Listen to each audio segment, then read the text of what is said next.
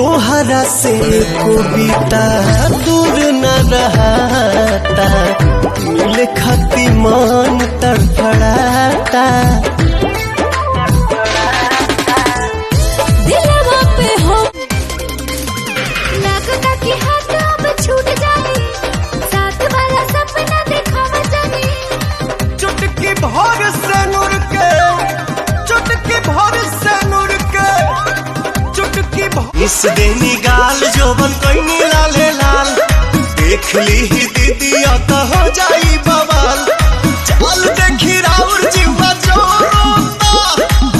रोता खिस पोरोता। हाल करे हो ना फिर बन ठन के गोरी जल्दी निकल बहरावा हो। लहे लहे रंगब रानी तोहर साला बहरावा हो। घोर के ले आइल बानी लाला का लाडावा हो। आहा का बात बा। आजकल बाता नास हो गई हो, एमओ में सब में पास हो गई हो। अब आइए ना चूमा लीजिए मेरे मारा। अरे गली गली तेरी लाज जली जियो रे बाहुबली।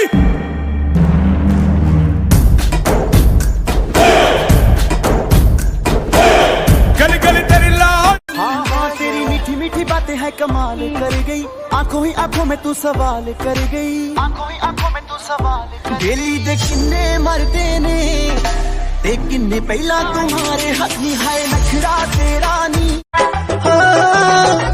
कम सीने आंग के न होई कुछ हानि, घोरल रंग बिसलारी के पानी।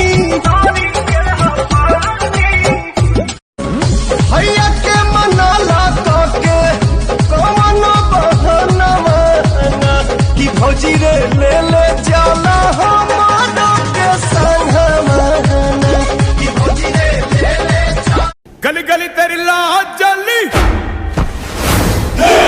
जियो रे बाहुबली।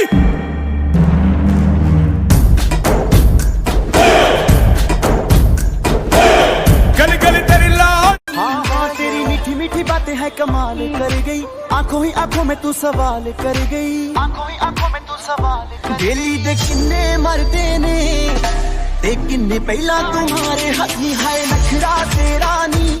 75 मिल जाए हैं प्यार हमारे से पैबू।